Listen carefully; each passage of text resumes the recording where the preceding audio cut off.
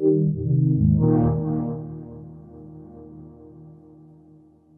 I have to ask, were you guys sitting down watching Drop Dead Fred saying, this could make a great TV show? No. It was so long ago that it's a reference we hear a lot, but no. It's the only movie I can think of that you can compare it to. Yeah, I mean, obviously when you talk about an imaginary friend, that comes up, but when you go back and you look at it, it wasn't a big hit movie.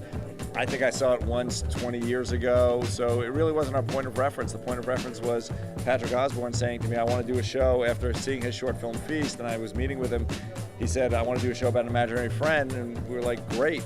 And he told us that the technology was there now to be able to do CG and live action on a television schedule, which I still question whether that's true or not, but somehow we did it. And that was really the genesis of it more than anything else. And something like Ted, because we knew that we wanted Mary to sort of say all the things about family life that a lot of us think but feel like we can't say out loud. And Ted was an example of a CGI character, obviously being really off the wall and hilarious.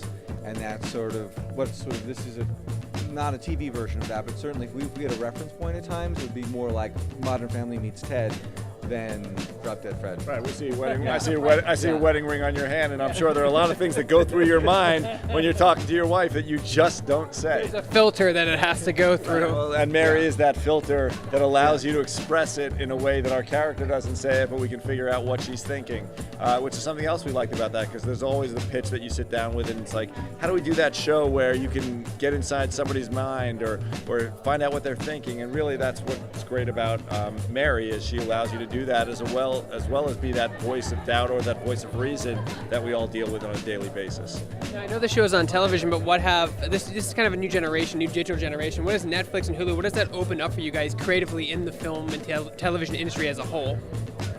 They're just another buyer, which is great. For us as producers and David as a writer, the more venues we have, the more distribution outlets we have for content is just a big plus for us. And obviously, we love having as many buyers out there as possible, and as consumers love having as many choices for content as we can have.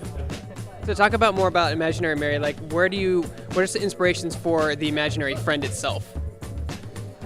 Well, Patrick had that idea at first, of course, and then for the friend itself, it was, okay, what is it going to look like? And Patrick started drawing.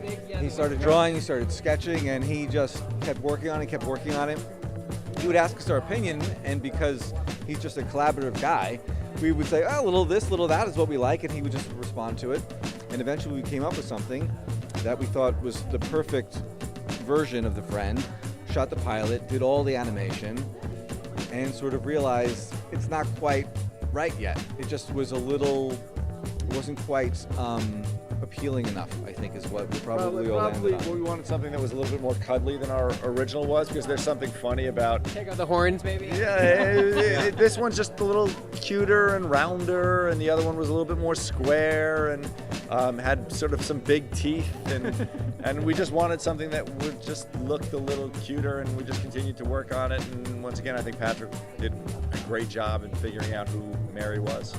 Now, when you were writing the character for Mary, did you have Rachel in mind to voice the imaginary friend? You know, we did not have an actress in mind at that point in time.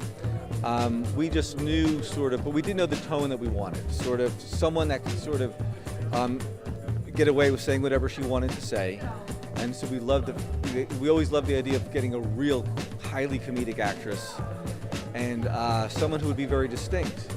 And the truth is, we'd offered the role to a couple of people. It didn't quite work out, and it was hard. No one could really bring it to life to the next level. And so we just decided to sort of like, let's just tell everyone we'll listen to whoever wants to send us an audition, and we got dozens and dozens. Listen blindly. Yeah. We just sort of wanted to take out that thing of what's a name, who's a person. Like, we had a really gifted comedic actress that we would kill to work with, do it.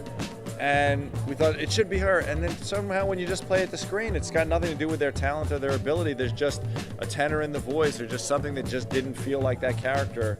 And when we heard Rachel, and we didn't know it was Rachel, we just thought that's the one. And we all agreed on it instantly. It was, the one unanimous decision we've had in the entire process. And the hardest decision in the process, because we couldn't find anyone. Does the show's out now, right? Yes. Tuesdays at 9:30.